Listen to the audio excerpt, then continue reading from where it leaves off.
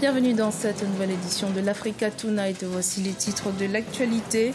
Le Premier ministre capverdien va procéder à son premier remaniement ministériel. Un remaniement qu'il espère permettra de répondre aux attentes de la population. En Ouganda, les députés ont voté la suppression de la limite d'âge pour être élu président. Un vote qui donne donc la possibilité au président Yoweri Museveni de briguer un mandat supplémentaire en 2021.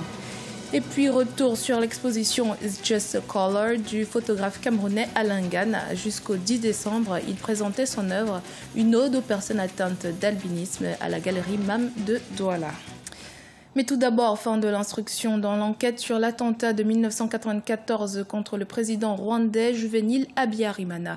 La procédure a été transmise au parquet de Paris ce jeudi qui devra dire si les 7 personnes mises en examen, des proches de l'actuel président rwandais Paul Kagame, doivent faire l'objet d'un procès ou si les poursuites doivent être abandonnées contre elles. L'attentat du 6 avril 1994 contre l'avion du président Juvénil Habyarimana est considéré comme étant l'événement déclencheur du génocide rwandais qui a fait au moins 800 000 victimes.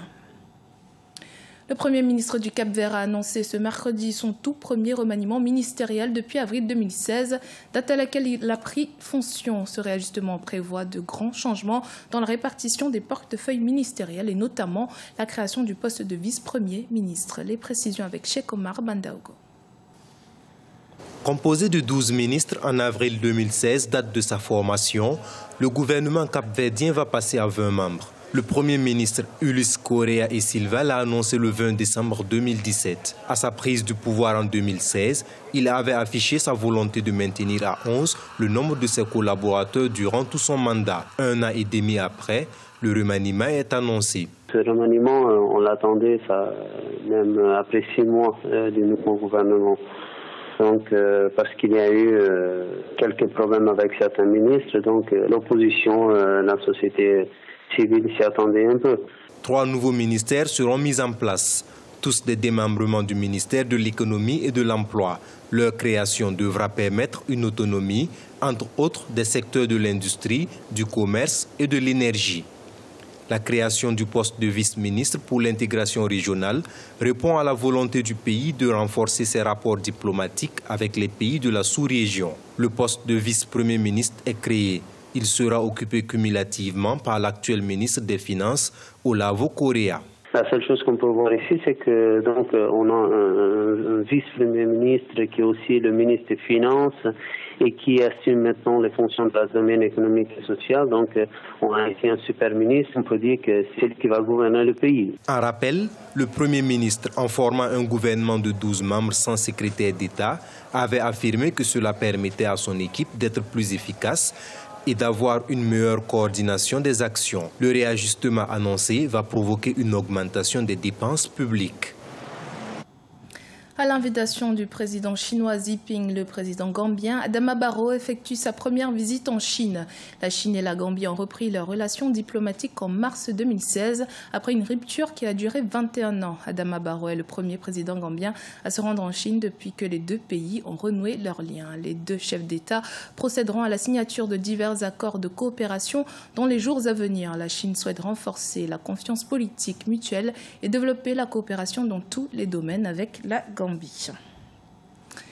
En Ouganda, la limitation de l'âge des candidats à l'élection présidentielle a été levée par le Parlement mercredi 20 décembre. Le projet de loi soumis à l'appréciation des députés a été adopté avec une majorité écrasante, 315 voix pour et 62 voix contre. Cette nouvelle loi ouvre la voie à une nouvelle candidature du chef de l'État, Yoweri Museveni, à la présidentielle de 2021 à 73 ans. Ibrahima Djoumaba. Annoncée depuis plusieurs semaines, la limitation de l'âge des candidats à l'élection présidentielle a été levée en Ouganda. C'est le Parlement qui a adopté le projet de modification de la Constitution mercredi 20 décembre 2017. Dans un climat très tendu, 315 députés se sont prononcés en faveur de cette modification et 62 ont voté contre. Si l'opposition a dénoncé une violation de la Constitution, les élus de la majorité tempèrent. Je suis déçu que notre Constitution, qui est censée être durable telle qu'elle est énoncée dans son préambule, soit ainsi amendée et tripatouillée.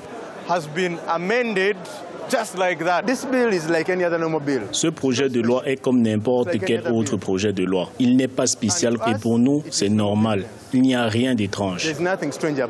Le projet de loi d'amendement constitutionnel a été présenté au Parlement le 4 octobre 2017 par un député proche du président Museveni. Cela avait donné suite à 2 jours de bagarre dans l'hémicycle entre les députés de l'opposition et ceux de la majorité. Cette modification de la loi suprême est mal perçue par certains citoyens.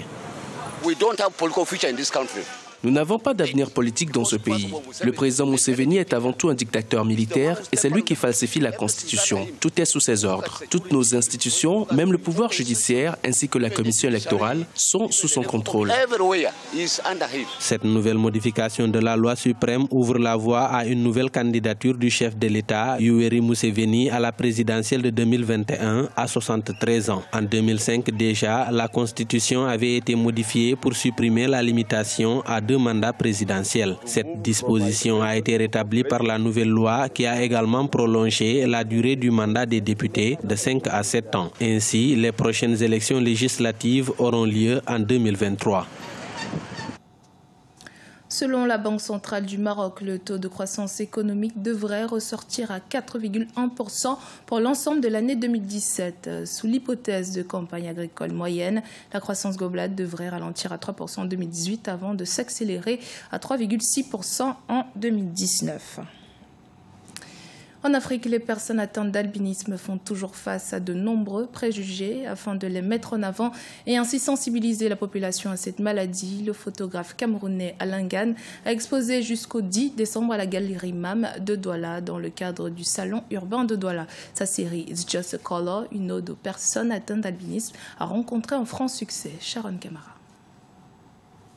Mettre en valeur l'albinisme et ainsi lutter contre les discriminations envers les albinos, tel est l'objectif de l'exposition du photographe Alain Gane. L'artiste a exposé ses œuvres dans le cadre du OFF du Salon urbain de Douala 2017. Je pense que ce sont des personnes qui sont très belles, qui ont une âme encore plus belle que les autres. Je pense qu'ils ont beaucoup de choses à donner et c'était important de les mettre en lumière.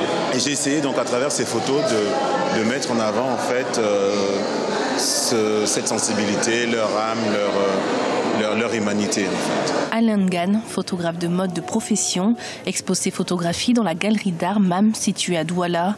Fondée il y a 21 ans par la femme d'affaires franco-camerounaise Marème Malong, il s'agit d'un espace visant à promouvoir les arts plastiques et à encourager la création contemporaine en Afrique. C'est une démarche pleine de sensibilité.